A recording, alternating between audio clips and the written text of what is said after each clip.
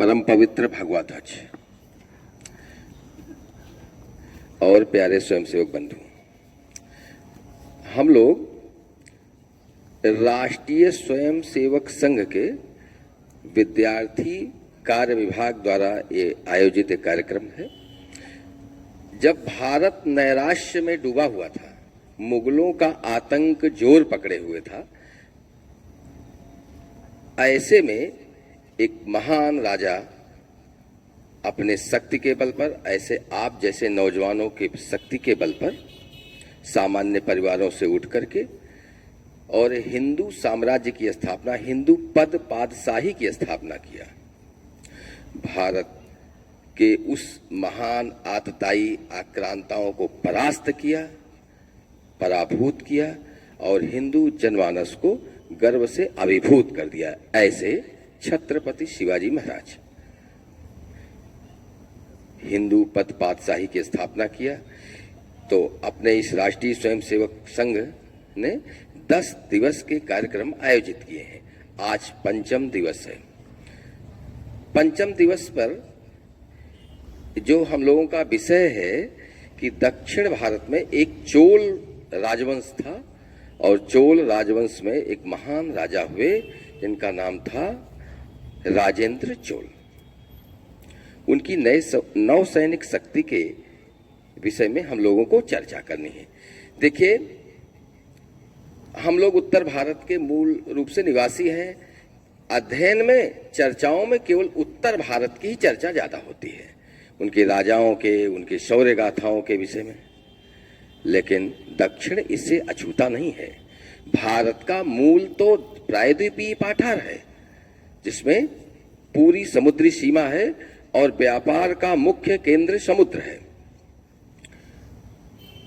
लोग केवल उत्तर भारत के महान राजाओं के विषय में तो जानते हैं, दक्षिण भारत के लोगों ने भी भारत की अस्मिता की रक्षा के लिए जो जो कार्य किए हैं उसको विस्मृत कर दिया जाता है। और इसी निमित्त संघ के कार्यक्रम है। अब उस गौरव गाथा को सोचिए, भारत के किसी राजा ने जो नहीं किया, दक्षिण भारत के इस राजा ने किया। उनके पिताजी चोल वंश के एक महान राजा थे, सम्राट की उपाधि थे, राज राजा। उनके पुत्र थे।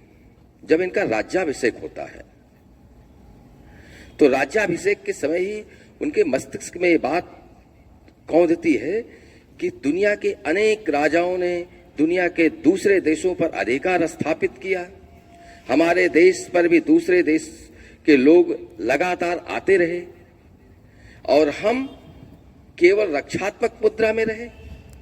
क्या भारत के लोग केवल अपनी रक्षा, अपने घर के सामने जब शत्रु आ जाएगा अपने घर में अपनी रक्षा कर लेंगे तो इसी को वीरता की निशानी मानेंगे क्या? ये पहले ऐसे व्यक्ति थे जिन्होंने कहा, रक्षा नहीं, आक्रामकता से। हमारे पास इतनी शक्ति हो, हमारी शक्ति से लोग भयभीत हों और हमारे ऊपर आक्रमण करने का साहस न कर सके, ऐसी शक्ति रखने वाले राजेंद्र चोल जी महाराज। राजेंद्र चोल ने, सोचिए कि श्री विजय एक बहुत बड़ा राज्य था दक्षिण भारत में, बंगाल की खाड़ी के उस पार, जिसको आप कहते हैं जावा, सुमात्रा, मलाया, थाईलैंड का विभाग, इंडोनेशिया। ये छोटे छोटे द्वीप थे, छोटे छोटे देश थे, लेकिन इनकी शक्ति पूरी दुनिया में गूंज रही थी। दक्षिण पूर्वी एशिया में इनका बड़ा प्रभाव था। समुद्र पर इनका शासन चलता था, व्यापार इनके अधिकार में था। राजा के पुत्र राजेंद्र चोल ने निर्णय किया कि अब इस पर अधिकार करना है। इसके लिए समुद्री शक्ति को संगठित करनी है। समुद्री शक्ति के लिए 3 प्रकार की स्थितियां उन्होंने बताई। जैसे पहले एक तो व्यापारिक जहाज, दूसरा है बड़े बड़े मालवाहक जहाज जिस पर युद्धपोत जाएंगे, और तीसरे जो हल्के होते हैं जो द्रुत गति से, बिजली की गति से हमला करते हैं। ऐसी एक नौसैनिक बेड़ा बनाया और उस श्री विजय को पता भी नहीं चला, उनके राजमहल के सामने बंदरगाह पर अपनी पूरी सेना लेकर के, एक विशाल सेना लेकर के वहां पहुंचे, उनके ऊपर हमला कर दिया, उनके महल को ध्वस्त कर दिया और वहां अपनी शक्ति स्थापित कर दी। अब भारत के लोग दूसरे देशों पर सत्ता नहीं स्थापित करते थे, इन्होंने किया क्या? केवल भूमि के लिए ऐसा नहीं था, दो चीजें थी। अगर समुद्र है तो समुद्र पर शासन होगा तो हमारा अधिकार होगा, तो दूसरे देश के लोग अन्य प्रकार की गतिविधियां नहीं चला पाएंगे क्योंकि समुद्र पर नियंत्रण हमारा रहेगा। अगर समुद्र पर नियंत्रण दूसरे लोगों का भी है तो कौन से लोग आ रहे हैं, क्या रणनीति बना रहे हैं, हमको नहीं पता चलेगा। तो पूरे उस क्षेत्र में, बंगाल की खाड़ी पर, पूरे हिंद महासागर में उनका वर्चस्व स्थापित हो गया। दूसरा, व्यापार उनके कंट्रोल में हो गया। आपकी समृद्धि का आधार क्या है? व्यापार। पहले भी समृद्धि का आधार व्यापार था। आज आप जानते होंगे, सामान्य बोलचाल में भी जानते होंगे कि पैसा किसके पास है? जो व्यापारी है। नौकरी वालों के पास नहीं है उतना पैसा। तो ये हमेशा रहा है, जब से धरती बनी है तब से पैसा तो व्यापारी वणिक लोगों के ही पास था। तो व्यापार करना है तो समुद्र पर अधिकार करना है, क्योंकि अंतरराष्ट्रीय व्यापार होगा कैसे? वायु मार्ग था नहीं, तब हवाई जहाजें नहीं चलती थी। क्या था? समुद्र।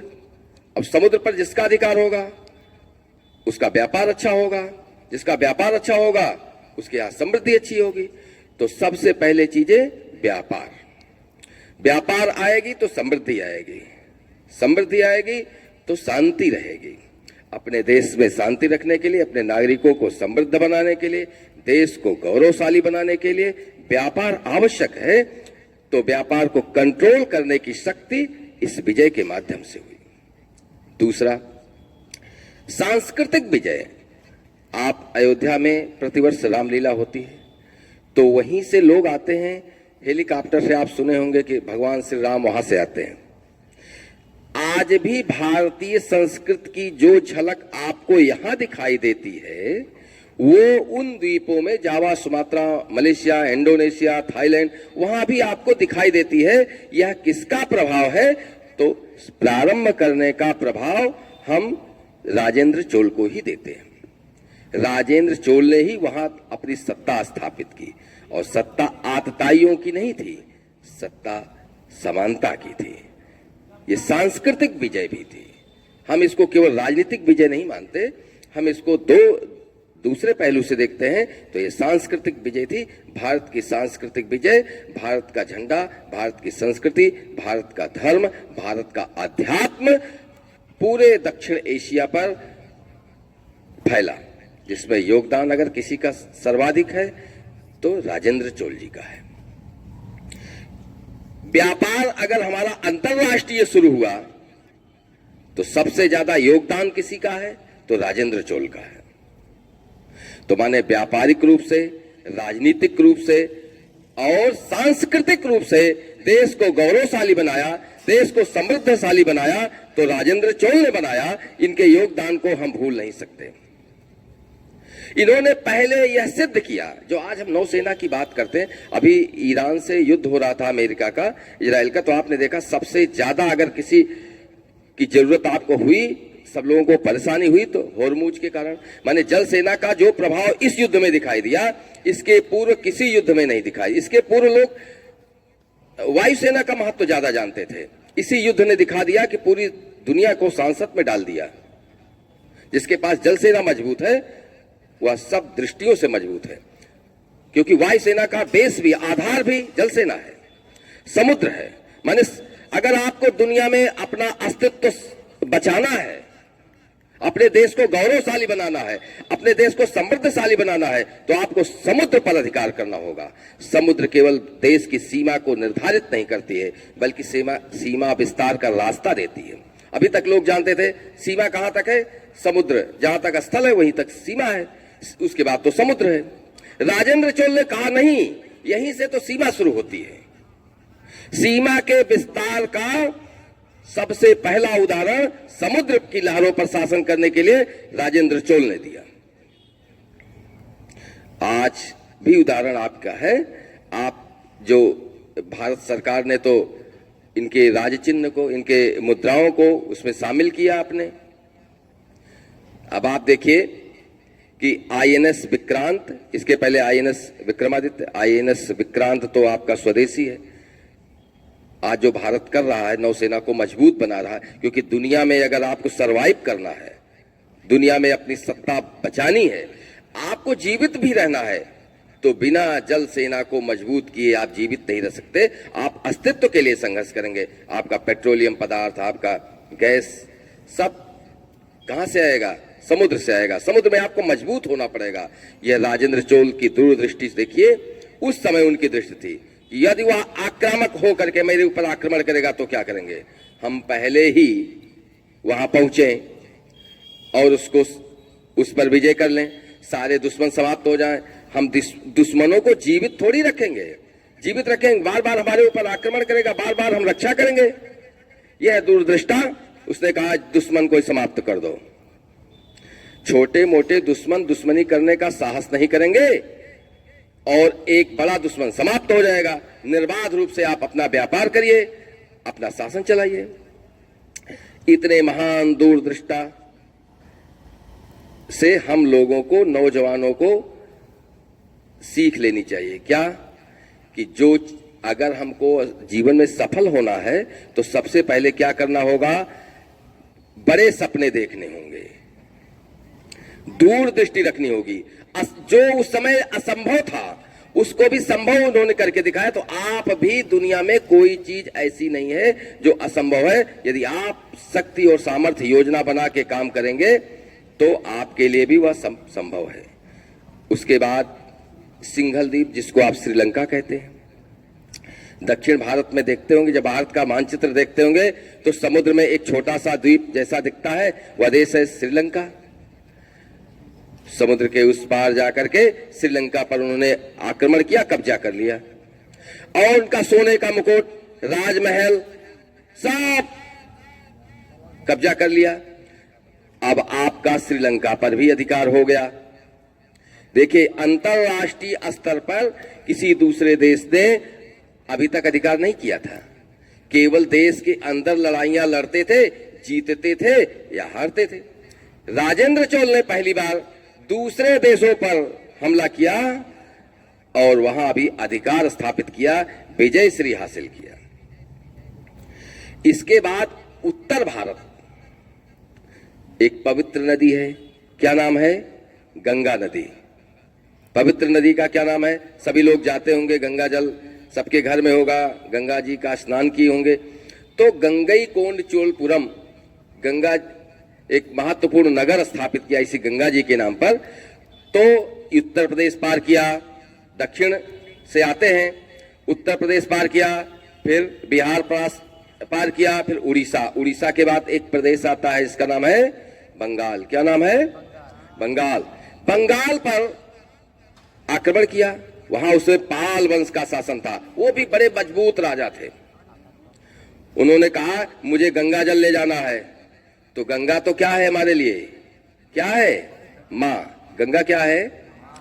गंगा माता मानते हैं ना। उन्होंने कहा ऐसे नहीं ले जाने दूंगा, गंगा तो मेरी माँ है। तो उन्होंने कहा तो मेरी भी माँ है, मैं भी ले जाऊंगा। तो राजा ने कहा युद्ध करना पड़ेगा। एक युद्ध हुआ, भयानक युद्ध हुआ, लेकिन पाल वंश के राजा पराजित हुए और चोल वंश ने विजय प्राप्त किया। और उनको दंड क्या दिया? यह दुनिया का अनोखा दंड है। किसी पराजित राजा के साथ पूरे भूमंडल पर ऐसा किसी विजयी राजा ने दंड नहीं दिया है। वो क्या दंड था? अपने मस्तक पर सोने का कलश रखेंगे और उसमें गंगा जल भरेंगे। क्या करेंगे? सोने के कलश को अपने मस्तक पर रखेंगे और उस पे सिर पर, और उस पे क्या रखेंगे? गंगा जल। वो लाएंगे। उन्होंने उनको सैनिकों को दिया और उस पवित्र गंगा जल को वो अपने राज्य में ले आए। एक राजधानी बसाई जिसका नाम उन्होंने रखा गंगईकोंड-चोलपुरम। क्या रखा? गंगईकोंड-चोलपुरम। एक नगर स्थापित किया, राजधानी बसाई और वहां एक बड़ी सी झील बनाई। उसको समुद्र झील, समुद्र जैसा बड़ा झील थी और उसमें उस जल को क्या कर दिया? डाल दिया। समुद्र का पानी मिल गया। वह सदैव अब उनके लिए भी गंगा जी हो गई वहां। जो गंगा जी यहाँ के लोगों को पवित्र करती थी वह भी पवित्र करने लगी। और यहाँ की जमीन को पाल वंश के शासकों को पराजित करने के बाद यहाँ की जमीन को कब्जा नहीं किया, केवल क्या ले गए, क्या ले गए, गंगा जल ले गए। क्यों ले गए? गंगा जल पवित्र है। माने भारत की उस आध्यात्मिकता को मानने वाला लोग इस आध्यात्मिकता को दक्षिण में भी स्थापित करने के लिए, युद्ध करने के लिए तत्पर हो गए और भारत की मां गंगा को दक्षिण में भी स्थापित और प्रतिष्ठित किया। किसने?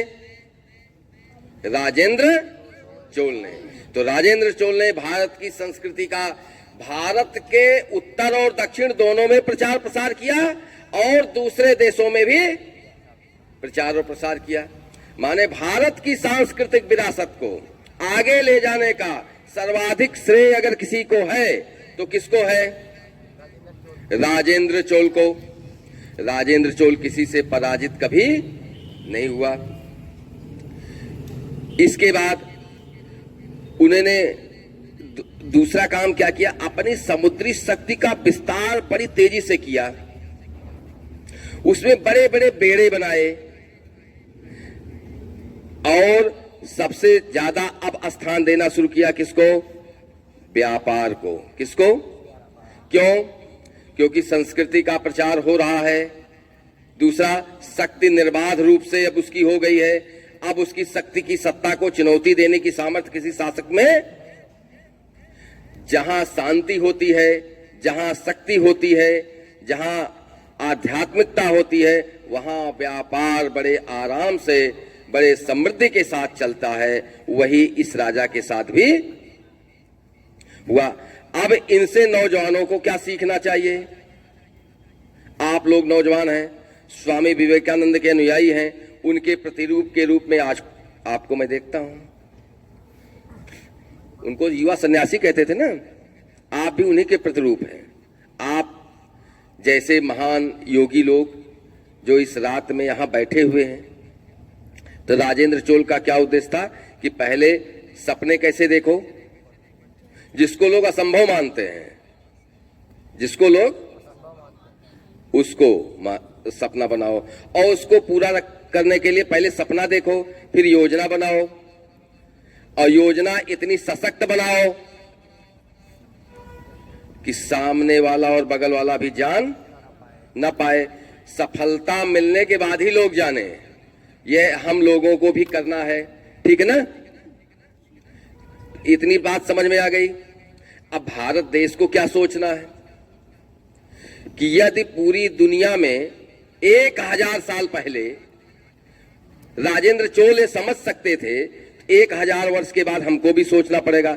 आज तो जल सेना का महत्व आपने इसी होर्मुज वाले में देख ही लिया। तो सबसे पहले आप, भारत कितनी तरफ से समुद्र से घिरा हुआ है? 3 तरफ से, प्रायद्वीपीय भारत ना। तो 3 तरफ से समुद्र है। तो समुद्र की लहरों पर शासन किसका होना चाहिए? यदि भारत का शासन हुआ, भारत का अधिकार हुआ, तो क्या होगा? व्यापार बढ़ेगा कि नहीं? जो संकट आया, एक दिन के लिए तो संकट आ गया था कि पेट्रोल सब सोचे खत्म हो जाएगा, भीड़ लग गई। क्यों? क्योंकि ऐसे लोग अफवाह उड़ाए। यदि लोगों को लगा कि दूसरे देशों का कब्जा है ना समुद्र पर, अगर सब ये सोचते कि समुद्र पर इनका एकाधिकार है, तो भारत के लोग इस बात को अफवाह में आते। माने कोई बड़ा संकट आ सकता था। तो संकटों को टालने के लिए भारत सरकार को समुद्र पर अपनी शक्ति को क्या करना होगा? विस्तारित करना होगा। और ये शक्ति विस्तारित करने की आएगी कैसे? भारत के नौजवानों में, भारत के वृद्धों में, भारत के बच्चों में, भारत के प्रौढ़ों में आत्मगौरव का भान कराना होगा। कैसे? इसके पहले एक नैरेटिव था देश में, क्या था कि भारत के लोग सदैव पराजित होते रहे, दुनिया के लोग आते रहे, इस देश पर अधिकार कर लेते थे, जीत लेते थे, इन लोगों को गुलाम बना लेते थे। लेकिन राजेंद्र चोल ने क्या बताया? भारत के लोग दूसरे देशों पे आक्रमण करने नहीं जाते थे, अगर करते तो कर लेते, हम जीतना चाहते ही नहीं थे और जिस दिन जीतना चाहे उस दिन जीत लिए। ऐसा नहीं कि भारत के लोग दुनिया में किसी देश से जीत ही नहीं सकते थे। यह किसने दिखाया? राजेंद्र चोल ने। क्या बताया? कि दुनिया के किसी भी देश पर यदि भारत चाहेगा तो अपनी शक्ति स्थापित कर सकता है। हम करना नहीं चाहते थे, हमारी रुचि इसमें नहीं है, इसलिए नहीं करते थे। यह शक्ति, इतनी शक्ति आपके पास हो और इस शक्ति का प्रभाव हो पूरी दुनिया में, भारत की शक्ति का प्रभाव ऐसा बना। और इस नैरेटिव को एक स्वतंत्र वीर थे विनायक दामोदर सावरकर, वीडी सावरकर ऐसा बोलते थे। नाम सुना है क्या? वीर सावरकर का नाम सुना है? हाँ, तो वीर सावरकर एक बड़ा, उन्होंने 1857 का स्वतंत्र समर का लिखा। सबसे पहले उन्होंने ही कहा था कि 57 की क्रांति स्वतंत्रता संग्राम, प्रथम स्वतंत्रता संग्राम था। बड़ी रचनाएं हैं उनकी, जेल में भी रहे, बहुत सजा हुई उनको, आप लोग कहानी उनकी जानते होंगे। तो उन्होंने इस नैरेटिव को कि भारत के लोग भारत पर गर्व करें, इसके लिए विषय दिए। क्योंकि जो देश मानसिक गुलामी से ग्रसित रहता है, जैसे आप इस गुलामी से, इस मानसिकता से ग्रसित हो जाएं, क्या करें? परीक्षा तो देंगे लेकिन फर्स्ट डिवीजन तो नहीं आ पाएगा। तो आ पाएंगे क्या? अब पढ़ तो रहे ही हैं लेकिन अब टॉप करना तो हमारे बस में कहां है। वीर सावरकर ने कहा नहीं, हम ही टॉप करेंगे। ऐसा सोचो, अगर हम चाहेंगे तो हम टॉप करेंगे। क्यों? लेकिन कहने से नहीं, उसके लिए फिर क्या करेंगे? पढ़ेंगे। यही वीर सावरकर ने ये नैरेटिव बनाया और इसको क्या किया? इन लोगों ने सिद्ध किया। भारत के अनेक राजा थे जिसमें एक नाम, दरअसल उत्तर और दक्षिण में क्या है कि दक्षिण के राजाओं को नेपथ्य में रख दिया गया, क्योंकि बहुत दिनों तक उत्तरी और पश्चिमी सीमा से देश पर आक्रमण होते रहे, तो सारा इतिहास इधर का ही लिखा गया। हम लोग इसी को पढ़ते भी रह गए और दक्षिण अछूता हो गया, क्योंकि जितने मुगल और सारे लोग आए, ये सब कहां से आते थे? पश्चिमोत्तर भारत से। कहां से? सारे आक्रमण कहां से हुई? पश्चिमोत्तर भारत से। तो दक्षिण भारत प्रायः क्या हो गया? नेपथ्य में चला गया। हमने इन पर ध्यान नहीं दिया। ठीक बात ना? तो इनसे भी निकलना है। और जानते हो, जो पश्चिमोत्तर भारत से भारत पर कब्जा किया, जिन लोगों ने शासन स्थापित किया, उन लोगों ने क्या किया? जल सेना पर ध्यान नहीं दिया। तो क्या हुआ? अंग्रेज आए तो कहां से आए? समुद्र से आए। भारत की जल सेना मजबूत होती तो अंग्रेज आ पाते, फ्रांसीसी आ पाते, डच आ पाते, पुर्तगाली आ पाते। ये डच, पुर्तगाली, अंग्रेज, फ्रांसीसी समुद्री मार्ग से आए और आपके देश पर अधिकार स्थापित कर लिया, पूरे देश को गुलाम बना के रख दिया, पूरे देश का शोषण किया, आर्थिक, सामाजिक, हर प्रकार से। क्यों? क्योंकि आपके पास जो शक्ति थी नौसेना की, वह समाप्त हो चुकी थी। और जब तक नौसेना की शक्ति थी आपकी, तब तक आपके देश पर किसी ने कब्जा नहीं किया था। तो नौसेना की मजबूती आपके देश की मजबूती है। दुनिया में राज किसका चलेगा? दुनिया में राज उसी का चलेगा जिसकी ताकत समुद्र की लहरों पर शासन करेगी। समुद्र पर शासन, दुनिया पर शासन। आज का जो परिवेश है, वह परिवेश भी यह बताता है कि हमको समुद्र पर शासन करना है, तभी हम दुनिया में अपनी शक्ति स्थापित कर पाएंगे। क्योंकि सारे का सारा व्यापार हमारा किस पर केंद्रित है?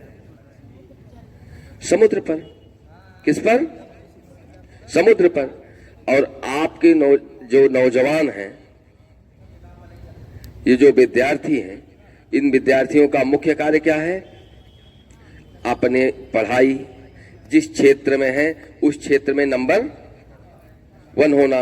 नंबर 1 कैसे होंगे? माने सबको ही सोचना है कि हम ही को टॉप करना है। कैसे करेंगे? कैसे करेंगे? इसके लिए क्या बनाएंगे? रणनीति बनाना है। कैसे?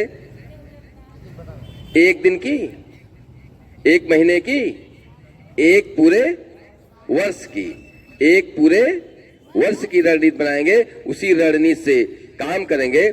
लेकिन मुख्य उद्देश्य क्या है? दूरदृष्टि किसकी? राजेंद्र चोल जैसी। कहां तक? आईएएस बनना है, साइंटिस्ट बनना है, न इंजीनियर बनना है, डॉक्टर बनना है। तो लक्ष्य हमारा अंतिम क्या है? वह है। उस लक्ष्य तक जाने के लिए हमको क्या करना है?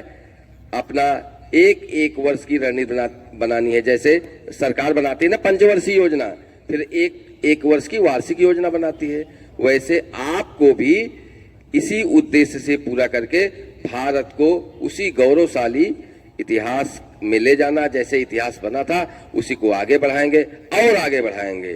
ठीक है, बात समझ में आ गई? क्या करना है? हाँ, राज राजा का पुत्र राजेंद्र चोल जैसे अपने पिता के कार्य को आगे बढ़ाया, वैसे ही उसके उत्तराधिकारी आप लोग हैं और आप लोगों को भी आगे बढ़ाना है। ठीक है, हो गया क्या भैया? अच्छा, ठीक। तो हमारा समय हो गया है। अब आप लोग राजेंद्र चोल से सीख लेते हुए अपने लक्ष्य को निर्धारित करेंगे, अपने राष्ट्र को परम वैभव पर आगे ले जाने का प्रयत्न करेंगे। इसी के साथ अपने वाणी को विराम देते हैं। भारत माता की जय।